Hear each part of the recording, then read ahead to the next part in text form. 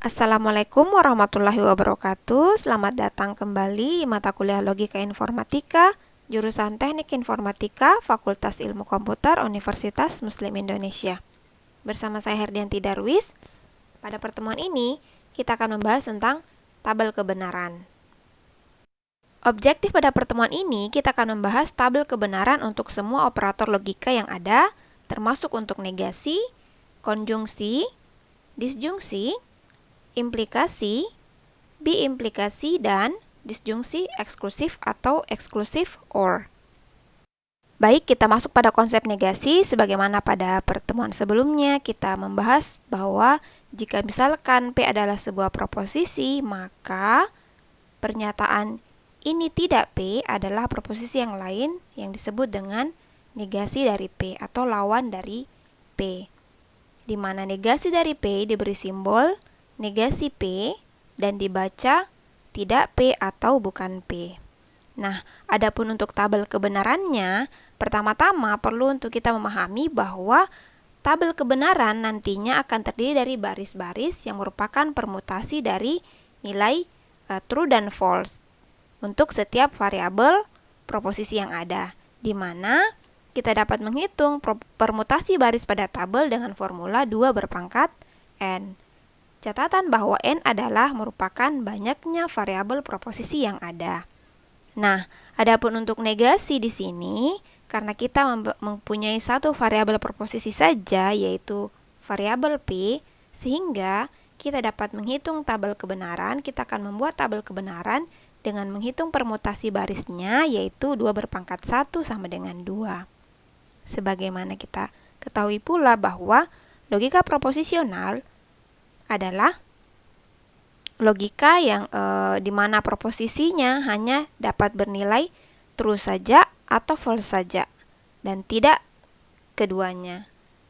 Nah, sehingga jika kita mempunyai variabel P dengan dua nilai true dan false, maka negasi P dapat kita peroleh dengan mencari lawan atau mencari negasi dari setiap nilai P, di mana untuk baris pertama nilai P adalah true, maka negasi P akan bernilai false. Dan baris kedua nilai P bernilai false, maka negasinya adalah bernilai true. Baik, kita masuk pada konjungsi.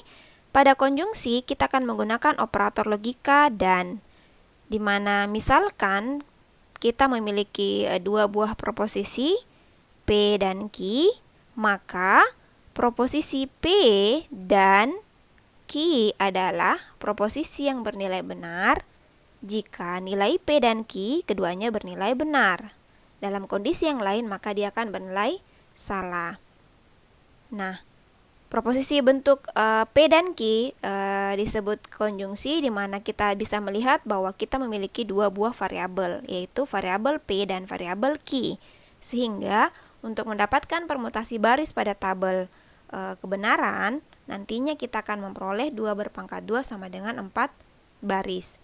Sehingga permutasi yang terbentuk adalah P adalah 4 baris, Q juga 4 baris, di mana semuanya merupakan permutasi yang tidak berulang, true dan true, true dan false, false dan true. Yang terakhir pada baris keempat adalah false dan false. Nah, konsep dan di sini telah kita ketahui bahwa dia hanya akan bernilai benar jika nilai P dan Q-nya sama-sama bernilai benar. Dapat kita lihat bahwa nilai P dan Q yang sama-sama bernilai benar hanyalah pada baris pertama. Sedangkan kondisi yang lain tidak sama-sama benar, sehingga baris kedua sampai baris keempat pasti akan bernilai salah.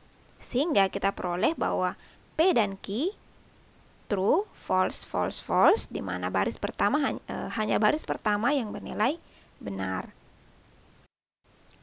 Di dalam sebuah konsep logical programming yang sederhana kita bangun, misalnya akan diinputkan dua buah nilai, di mana nilai A dan nilai B, dengan logika yang dibangun bahwa jika A habis dibagi 10 dan B habis dibagi 10, maka print yes.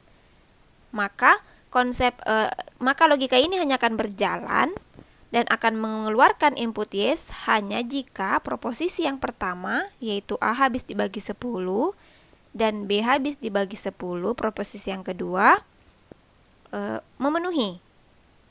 Jika tidak memenuhi, maka output yang keluar adalah no. Nah, kapan dia memenuhi? Berarti ketika proposisi A habis dibagi 10 dan proposisi yang kedua yaitu B habis dibagi 10. Contoh, dua buah nilai kita inputkan 10 dan 20.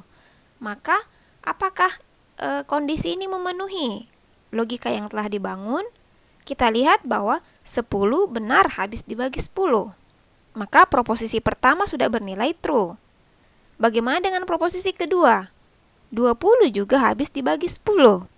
Sehingga karena memenuhi sama-sama true, di proposisi pertama true, proposisi kedua true, maka output yang keluar adalah yes. Bagaimana jika nilai yang diinputkan adalah 10 dan 17? Dalam artian, proposisi pertama memenuhi, yaitu 10 habis dibagi 10, tapi proposisi kedua, 17 tidak habis dibagi 10. Tidak memenuhi. Sehingga, maka dalam kondisi ini tidak akan mungkin keluar output yes. Kenapa? Karena logika dan mengatur bahwa harus memenuhi keduanya untuk bisa dianggap true. Sehingga dalam kondisi ini output yang keluar adalah no. Demikian halnya untuk contoh yang ketiga, proposisi pertama tidak memenuhi, tapi proposisi kedua memenuhi, maka karena logika dan maka tetap saja bernilai salah. Maka yang output yang keluar adalah output no.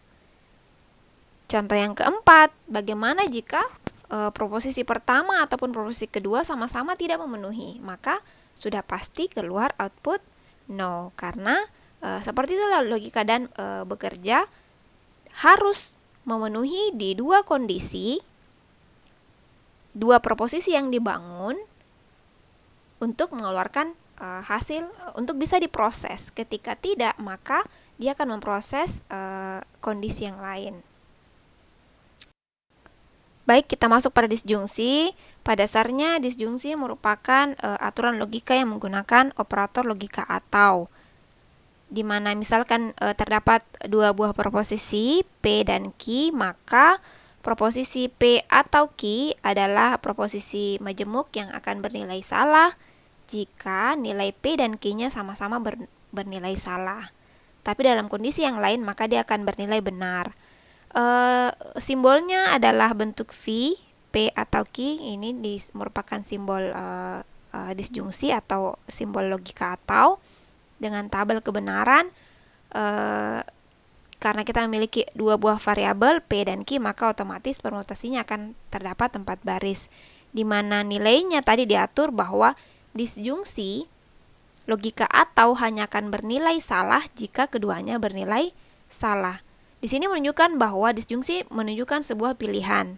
Boleh benar salah satu saja atau boleh benar keduanya. Dia hanya akan bernilai salah jika keduanya bernilai salah atau keduanya tidak memenuhi. Sebagai contoh misalnya,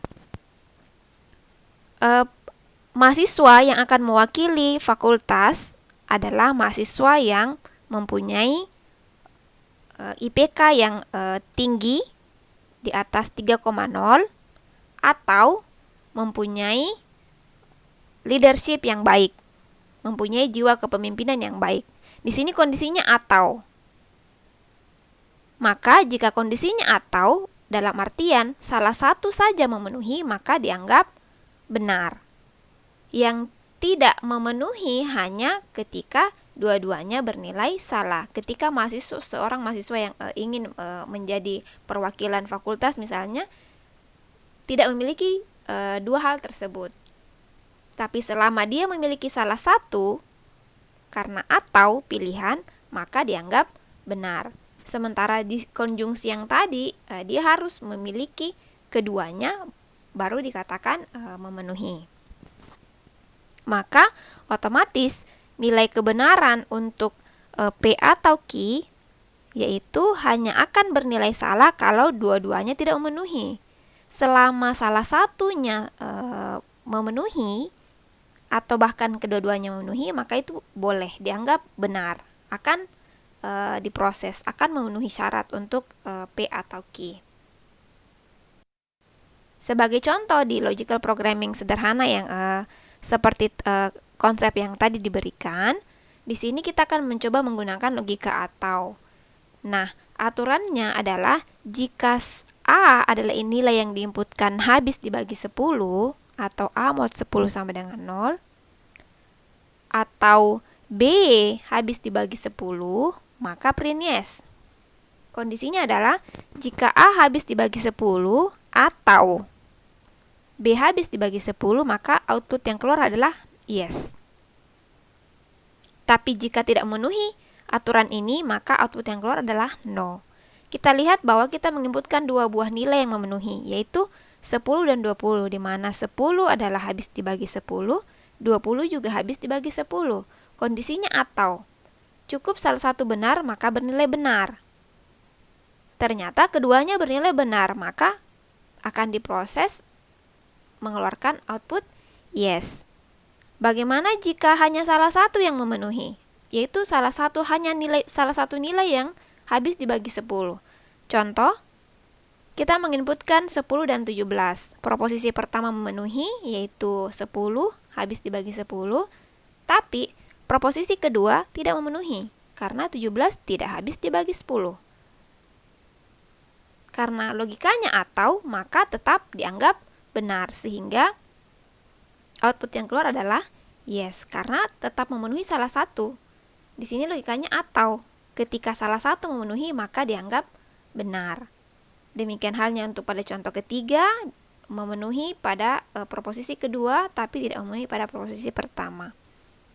Dia hanya akan mengeluarkan output no ketika dua-duanya tidak memenuhi, yaitu kita menginputkan angka 13 dan angka 15 yang keduanya tidak bisa habis dibagi 10.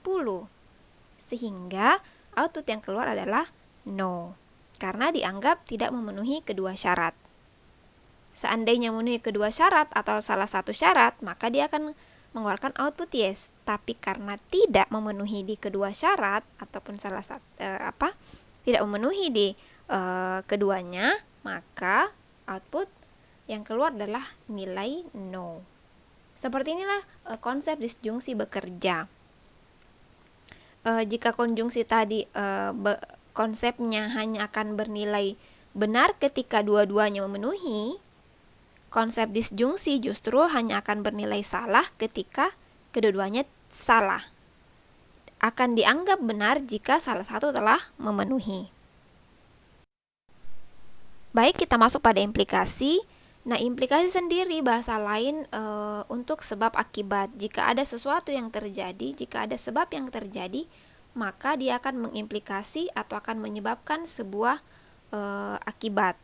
Nah, di sini misalkan kita mempunyai dua buah proposisi P dan Q, maka jika P maka Q adalah sebuah implikasi, sebuah proposisi yang disebut dengan implikasi. Jika P maka Q, dan akan bernilai salah jika nilai P benar dan Q bernilai salah. Dalam kondisi yang lain dia akan bernilai benar. Dalam artian seperti ini. Jika seseorang melaksanakan kewajiban, maka dia harus mendapatkan haknya. Istilah lainnya kita bisa menggunakan seperti itu. Jika seseorang melakukan kewajibannya, maka dia harus mendapatkan haknya. Nah, kapan bernilai salah? Ketika seseorang itu sudah melaksanakan kewajibannya, atau dalam hal ini proposisi pertamanya telah bernilai benar, tapi di proposisi keduanya dia tidak mendapatkan itu.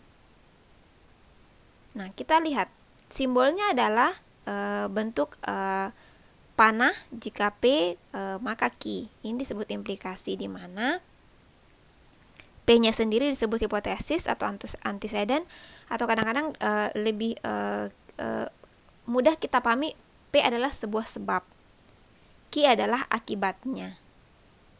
Q adalah akibat atau konklusi bisa, ataupun konsekuensi juga bisa, konsekuensi atau akibat. Nah, di sini kita bisa melihat jika P terjadi, maka Q harus terjadi. Yang dia akan bernilai salah jika P terjadi, P bernilai benar, tapi Q-nya bernilai salah. Kita lihat. Baik, di sini kita lihat tabel kebenarannya.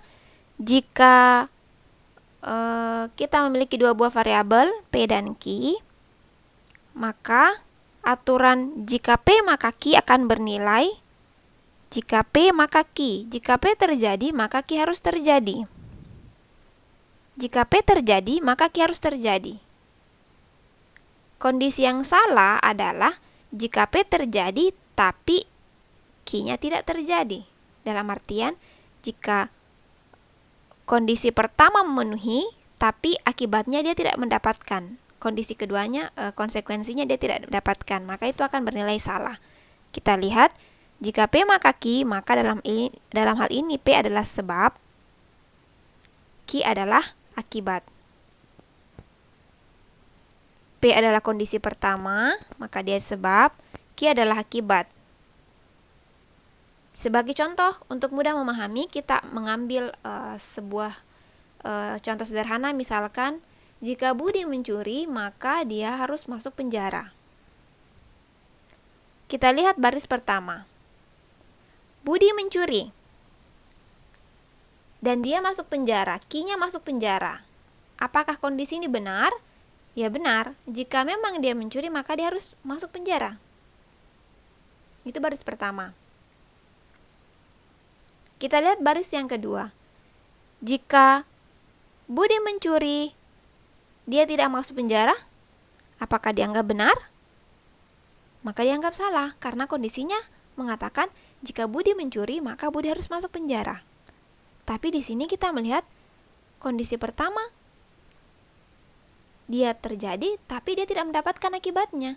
Sebabnya terjadi, tapi dia tidak mendapatkan akibatnya. Ini kondisi yang salah. Bagaimana dengan baris ketiga? Budi tidak mencuri, tapi dia masuk penjara. Hal ini dianggap tidak salah. Ya mungkin dia tidak mencuri, tapi mungkin saja dia melakukan kriminal yang lain misalnya. Maka ini dianggap tidak salah. Kondisi yang terakhir, Budi tidak mencuri, maka Budi tidak masuk penjara. Hal ini juga tidak salah. Tidak salah. Sehingga kita perlu mengingat bahwa implikasi fokus pada kondisi pertama. Implikasi kita hanya perlu fokus pada kondisi pertama, hanya jika sebab terjadi. Jika sebab tidak terjadi atau jika P bernilai false, tidak perlu khawatir, karena dia pasti akan, jika P maka Q, pasti outputnya akan bernilai true. Yang perlu dihati-hatikan adalah ketika sebabnya terjadi. Jika kondisi pertama, kondisi sebab adalah bernilai true, maka kita harus memastikan bahwa Q-nya harus bernilai true juga. Ketika sebab terjadi, maka kita harus memastikan bahwa akibatnya dia akan dapatkan. Olehnya itu di baris kedua kita lihat bahwa dia pasti bernilai salah karena sebabnya terjadi, tapi akibatnya dia tidak dapatkan, dan itu dianggap salah. Ya. Nah, bagaimana dengan jika Q maka P? Nah, inilah perlunya kehati-hatian dalam menyelesaikan soal implikasi. Karena pada implikasi selalu fokus utama adalah jika sebab terjadi. Jika sebab terjadi. Maka kalau dikatakan jika Q maka P, maka dalam hal ini sebab adalah Q dan P adalah akibatnya. Maka jika Q maka P, kita fokus pada Q. Kita fokus pada Q karena Q adalah sebab. Pastikan, kita harus memastikan bahwa jika Q-nya benar, maka P-nya harus bernilai benar. Kapan jika dia tidak memenuhi, maka dia pasti akan bernilai salah. Maka kita lihat hasilnya.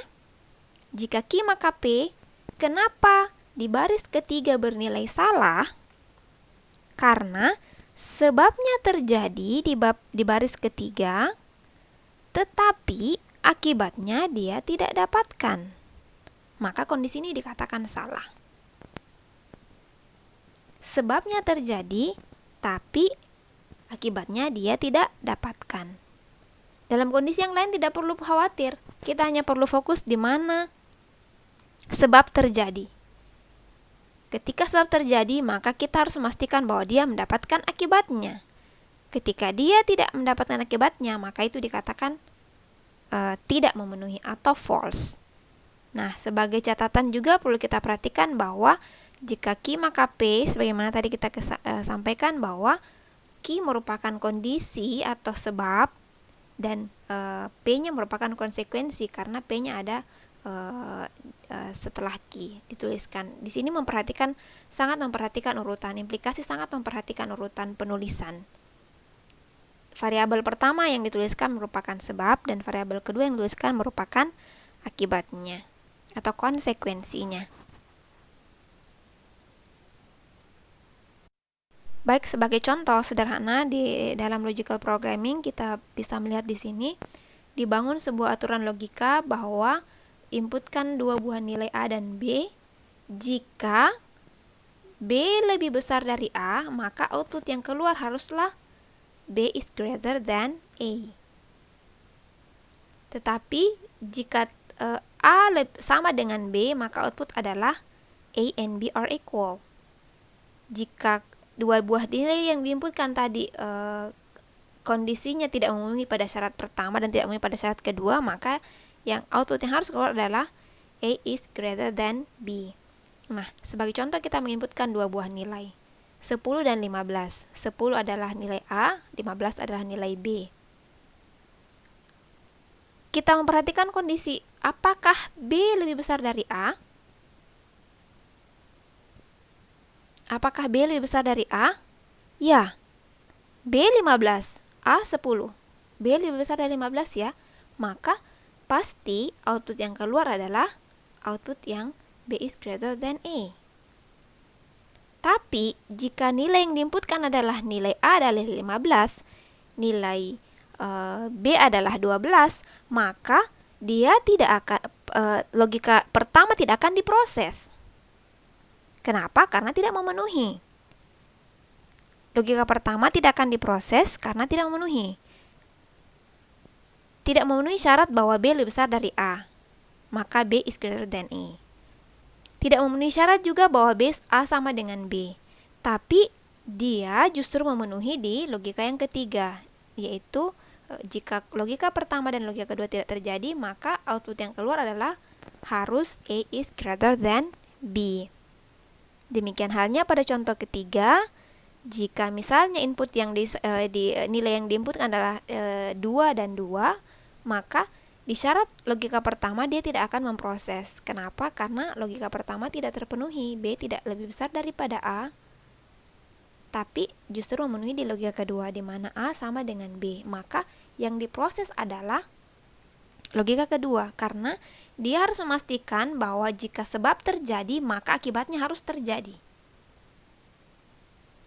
Nah, di logika yang pertama jika B lebih besar dari A, sebab tidak terjadi, jadi tidak perlu dikhawatirkan, tidak perlu diproses, tidak perlu khawatir kita. Nah, di sini yang perlu kita khawatirkan adalah ketika sebab terjadi, maka akibat harus terjadi. Baik, kita masuk pada biimplikasi. Jika implikasi tadinya adalah sebab akibat, jika sesuatu sebab terjadi, maka harus mendapatkan akibatnya. Dalam hal ini, kalau dalam biimplikasi, misalkan P dan Q adalah dua buah proposisi, biimplikasi adalah P jika dan hanya jika Q. P jika dan hanya jika Q. Dan akan bernilai benar hanya jika P dan Q bernilai sama. Kita lihat tabel kebenarannya. Jika P-nya bernilai sama, sama-sama true atau sama-sama false, maka dia akan bernilai benar. Itu disebut biimplikasi. Bentuk simbolnya adalah left right arrow seperti ini, panah timbal balik P ke Q dan Q ke P. Jika P maka Q dan jika Q maka P. Nah, maka perlu kita ingat bahwa tabelnya akan bernilai benar hanya jika nilainya sama, yaitu true dan true atau false dan false. Dalam kondisi yang lain, maka dia tidak bisa diproses, dianggap salah. Sebagai contoh misalnya, inputkan 2 buah nilai. Jika sama, maka print yes. Jika tidak, maka proses output yang no. Di sini kita menginputkan dua nilai yang berbeda, 12 dan 13, maka yang diinput adalah output yang keluar adalah no, karena tidak sama. Tapi jika kita menginputkan nilai yang sama, maka dia akan memproses logika yaitu yes. Baik, kita masuk pada disjungsi eksklusif. Ini adalah logika OR. Tapi perbedaan dengan inclusive OR yang biasa dan exclusive OR, jika inclusive OR, jika memenuhi salah satu ataupun keduanya sama-sama bernilai benar, itu boleh. Itu akan tetap dianggap benar. Tapi khusus untuk exclusive OR, dia betul-betul eksklusif harus memilih. Tidak boleh benar keduanya, harus benar salah satu saja. Sehingga proposisi misalnya diberikan 2 buah proposisi P dan Q, maka P eksklusif atau Q adalah sebuah proposisi yang bernilai benar hanya kalau nilai P dan Q-nya bernilai berbeda. Dan simbolnya menggunakan circle plus seperti ini, P lingkaran dan dengan nilai plus di dalamnya, P atau Q. Di sini eksklusif OR ya. Harus betul-betul memilih hanya salah satu yang boleh bernilai benar. Yang lain tidak boleh bernilai benar. Tidak boleh benar keduanya. Jika OR yang biasa tadi, inclusive OR, salah satu benar ataupun keduanya benar, itu dianggap boleh. Maka dalam exclusive OR hanya benar ketika nilainya berbeda. Ketika nilainya tidak berbeda, maka dianggap salah. Sebagai contoh, pada logika sederhana seperti ini, misalnya jika nilainya sama, maka jika nilainya tidak sama, maka print yes. Tapi jika nilainya sama, maka print no. Kita lihat, kita inputkan 2 buah nilai yang berbeda, maka dia akan dianggap benar. Tapi ketika kita menginputkan nilai yang sama, maka dianggap salah atau no. Baik, di sini kita akan latihan bagaimana membuat tabel kebenaran untuk 6 ekspresi logika yang diberikan ini. Nah, yang pertama adalah P dan negasi Q, yang kedua adalah negasi P dan negasi Q, yang ketiga adalah negasi P atau Q, yang keempat adalah jika P maka negasi Q, yang kelima adalah negasi dari jika P maka Q, dan yang terakhir adalah negasi dari jika negasi P jika dan hanya jika negasi Q. Kita akan lihat bagaimana proses pembuatan tabelnya. Baik, untuk P dan negasi Q, karena kita mempunyai 2 variabel, maka otomatis permutasi baris yang akan kita peroleh adalah 2 berpangkat 2, yaitu sama dengan 4 baris. Permutasi true dan false, false dan true, dan false yang terakhir. Nah, pertama-tama tentunya kita harus menyiapkan nilai P. Nilai P telah kita siapkan, kemudian kita harus menyiapkan nilai dari negasi Q. Nah, di sini kita belum mempunyai nilai negasi Q, otomatis kita harus menyiapkan nilai dari negasi Q.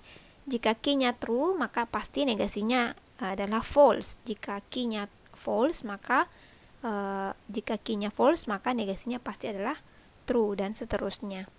Nah, karena kita sudah memiliki P, negasi Q juga sudah ada, maka tahap terakhir adalah kita akan membuat nilai untuk P dan negasi Q dengan menggunakan 2 kolom, P dan kolom negasi Q. Sehingga perlu kita ingat kembali bahwa logika dan hanya bernilai benar ketika dua-duanya memenuhi.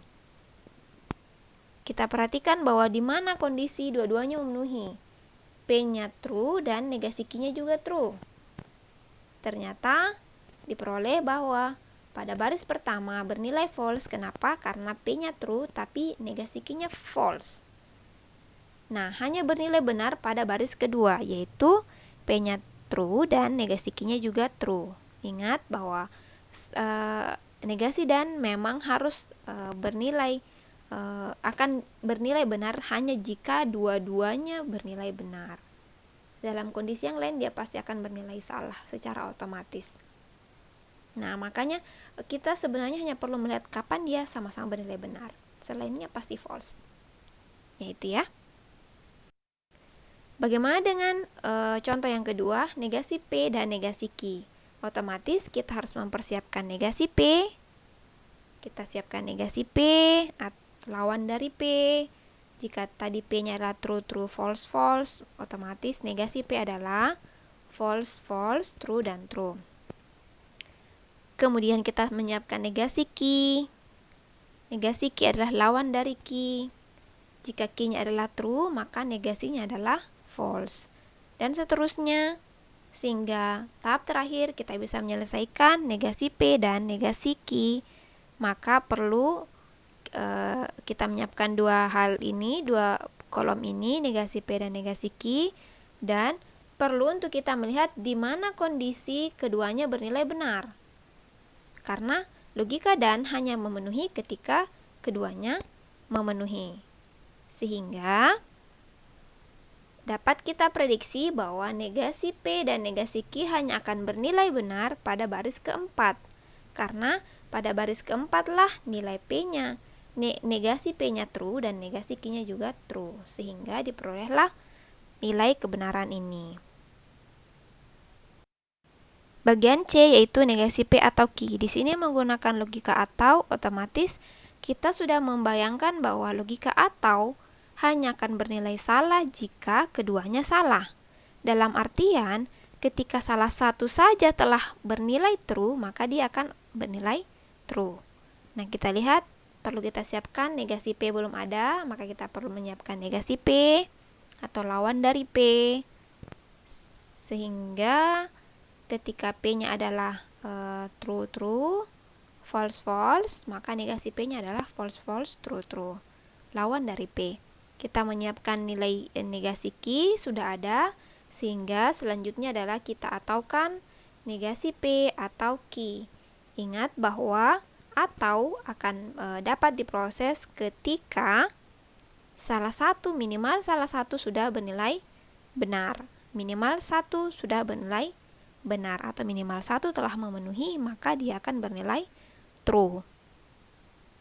Dan kondisinya hanya akan bernilai salah jika memang betul-betul tidak memenuhi keduanya, tidak memenuhi di dua hal yang menjadi syarat pilihan. Sehingga kita bisa membayangkan bahwa kondisi negasi P atau Q akan bernilai salah pada baris kedua, karena pada baris kedua baik negasi P ataupun nilai Q sama-sama bernilai false. Yang keempat adalah jika P maka negasi Q. Nah, ini yang perlu berhati-hati adalah implikasi. Implikasi selalu menjadi hal yang cukup challenging, cukup menantang jika kita tidak berhati-hati membedakan yang mana sebab dan yang mana akibat. Nah, jika P maka negasi Q, otomatis sebelum kita menyelesaikan jika P maka negasi Q, kita perlu menyiapkan P-nya dan kita perlu menyiapkan negasi Q-nya. Nah, selanjutnya kita akan menyelesaikan jika P maka negasi Q dengan mengingat bahwa dalam hal ini P menjadi sebab dan negasi Q menjadi akibat. Ingat kembali bahwa untuk implikasi pada dasarnya kita hanya perlu fokus ketika sebabnya terjadi atau ketika nilai sebabnya true. Nah, ketika nilai sebabnya true, maka kita harus memastikan bahwa akibatnya juga bernilai true. Kapan akibatnya bernilai false, maka dia akan bernilai salah. Nah, kita tidak perlu fokus pada baris ketiga dan keempat sebenarnya. Kalau mau lebih mudah memahami, karena pada baris ketiga dan keempat nilai P-nya sudah salah. Jadi kita tidak perlu fokus di situ karena sebabnya sudah tidak terjadi. Sebab tidak terjadi ya tetap saja output pasti bernilai benar. Yang menjadi masalah adalah ketika nilai sebabnya adalah bernilai true atau sebabnya terjadi. Di sini kita bisa melihat sebab terjadi ada pada baris pertama dan baris kedua. Maka kita perlu berhati-hati pada baris pertama dan baris kedua. Nah, sebab terjadi pada baris pertama dan kedua, kita lihat pada kolom negasi key. Syarat sebab terjadi maka akibat harus terjadi. Kapan akibat tidak terjadi maka dia akan menyebabkan kondisi yang salah. Maka kita bisa lihat kenapa di baris pertama dia bernilai false, karena sebabnya terjadi tapi dia tidak mendapatkan akibatnya. Bagian E, negasi dari jika P maka Q. Maka di sini perlu kita perhatikan bahwa yang perlu kita selesaikan adalah dalam kurung dulu. Kita perlu menyelesaikan jika P maka Q dulu. Maka jika P maka Q, di sini P adalah sebab, Q adalah akibat. Fokus pada baris pertama dan kedua saja, karena disitulah kondisi di mana sebab terjadi. Maka jika sebab terjadi, kita harus memastikan akibatnya juga harus terjadi. Tapi di baris kedua, sebab terjadi tapi akibat tidak terjadi, maka di baris kedua pasti akan bernilai salah. Nah, ketika kita sudah mendapatkan seperti ini, maka kita hanya perlu mencari negasi dari jika P maka Q. Sehingga yang tadinya jika P maka Q bernilai salah pada baris kedua, maka di negasinya dia hanya akan bernilai benar pada baris kedua. Yang terakhir adalah negasi dari negasi P jika dan hanya jika negasi Q. Kita perlu menyiapkan semua komponen yang diperlukan. Kita menyiapkan negasi P, kita menyiapkan negasi Q, dan kita perlu untuk menyelesaikan biimplikasi, ingat tanda panah bolak-balik itu merupakan biimplikasi, dan biimplikasi hanya akan bernilai benar jika nilainya sama. Dalam kondisi ini kita melihat bahwa nilai biimplikasi untuk negasi P jika dan hanya jika negasi Q hanya akan bernilai benar pada baris keempat dan baris pertama. Kenapa? Karena pada kondisi itulah negasi P dan negasi Q bernilai sama. Sehingga baris pertama dan baris keempat benar. Ketika kita mencari negasi dari negasi P jika negasi Q, maka kondisinya adalah lawan dari yang tadi telah kita peroleh. Nah, bagaimana dengan proposisi majemuk yang lebih kompleks? Contoh di bagian A. Jika P dan Q, maka P atau Q. Bagian B. Jika P dan Q, maka R. Bagian C.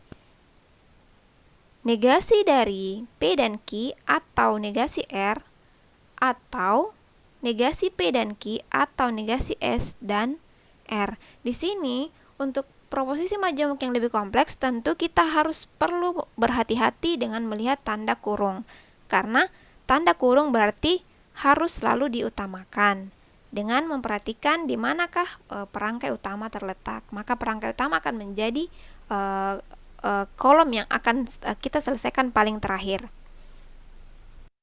Contoh yang pertama, jika P dan Q, maka P atau Q. Di sini, untuk yang pertama, kita harus menyelesaikan P dan Q terlebih dahulu, kemudian P atau Q. Setelah itu, baru kita bisa menyelesaikan yang terakhir, yaitu jika kondisi pertama tadi P dan Q, maka kondisi keduanya adalah atau sebabnya adalah P atau Q. Sehingga perangkai utamanya adalah jika maka, dan ini akan menjadi kolom yang paling terakhir kita selesaikan. Contoh, kita membuat tabel kebenarannya. Tadi kita pertama menyelesaikan P dan Q, kemudian kita menyelesaikan P atau Q, kemudian yang terakhir adalah menyelesaikan jika P dan Q, maka jika P atau Q. Yang P dan Q kita perlu berhati-hati bahwa kondisi dan hanya benar ketika sama-sama bernilai benar P dan Q. Makanya hanya bernilai benar di baris pertama. Kondisi B atau P atau Q merupakan pilihan, sehingga ketika pilihan atau boleh benar salah satu, hanya salah ketika kedua-duanya bernilai salah atau kedua-duanya tidak memenuhi.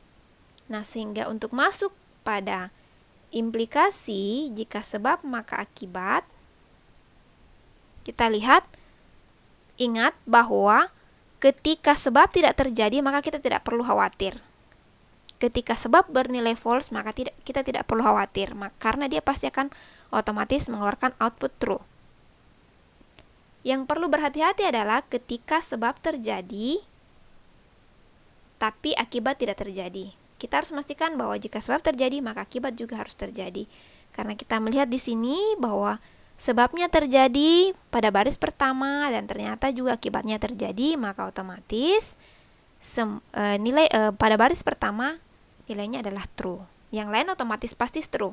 Tadi kita sudah mencari salah satu cara untuk cepat mencari nilai implikasi adalah fokus pada baris di mana sebab terjadi saja. Ketika sebab tidak terjadi maka tidak perlu khawatir, tidak perlu kita hiraukan. Khususnya untuk kondisi sebab di sini baris kedua sampai baris keempat itu tidak perlu kita khawatirkan karena outputnya pasti bernilai true. Yang perlu berhati-hati adalah pada baris pertama. Kita harus memastikan bahwa jika sebab terjadi maka akibat juga harus terjadi. Nah, bagaimana dengan contoh yang ini? P dan Q, jika P dan Q maka R. Seperti biasa, kita harus menyelesaikan yang dalam kurung dulu. Setelah itu kita memperoleh bahwa ternyata perangkai utamanya adalah perangkai jika maka. Sehingga baik, di sini kita perlu mempersiapkan P dan Q terlebih dahulu karena untuk menyelesaikan jika P dan Q maka R, maka dalam kurung P dan Q harus selesai terlebih dahulu. Nah, kita lihat bahwa dan otomatis kita harus memastikan bahwa P dan Q sama-sama bernilai true untuk dia bisa bernilai true. Dan kita lihat pada P dan Q hanya baris pertama dan kedua yang mempunyai nilai yang sama-sama true, sama-sama memenuhi. Maka hanya di kondisi itulah, hanya di baris pertama dan kedua saja P dan Q akan bernilai true, selebihnya akan bernilai false. Setelah itu kita akan menyelesaikan yang tahapan terakhir, yaitu jika P dan Q maka R. Kita menganalisis bahwa sebabnya adalah jika P dan Q, akibatnya adalah R. Sebab P dan Q akibat R, maka kita fokus pada sebab, di mana kondisi sebab terjadi. Sebab terjadi hanya pada baris pertama dan baris kedua. Maka setelah fokus pada baris pertama dan baris kedua, kita akan melihat sebab terjadi, maka akibat harus terjadi. Baris pertama sebab terjadi dan akibat terjadi, maka itu benar. Baris kedua sebab terjadi tapi akibatnya tidak terjadi, tidak didapatkan, maka dia pasti akan bernilai salah pada baris kedua. Selebihnya pasti akan bernilai benar. Bagaimana dengan contoh yang panjang ini? Ada sangat banyak yang harus diselesaikan terlebih dahulu. Tapi kita perlu menganalisis terlebih dahulu di manakah sebenarnya perangkai utamanya. Kita lihat yang pertama adalah negasi P dan Q. Ini adalah satu paket, maka harus diselesaikan terlebih dahulu. Kemudian kita harus menyelesaikan, setelah mendapatkan negasi P dan Q, kita akan mencari atau negasi R. Kemudian mencari negasi P dan Q. Kemudian kita akan menyelesaikan kurung setelah itu, yaitu negasi P dan Q atau negasi S. Setelah itu baru mencari dan R, dan kita memperoleh bahwa perangkai utamanya adalah perangkai atau yang ada di tengah-tengah. Ini adalah contoh-contoh soal untuk kalian bisa belajar di rumah, latihan di rumah, bagaimana membuat tabel kebenaran untuk ekspresi logika yang lebih kompleks seperti ini. Selamat mencoba, selamat belajar. Demikian untuk pertemuan hari ini. Kita sudah menyelesaikan tabel kebenaran. Sampai jumpa pada topik ekivalensi logis. Sekian dan terima kasih. Semoga bermanfaat. Semoga ada ilmu yang bisa diambil. Semoga bisa membantu kalian menyelesaikan tugasnya. Sampai jumpa pada pertemuan selanjutnya. Saya tutup dengan ucapan Assalamualaikum warahmatullahi wabarakatuh.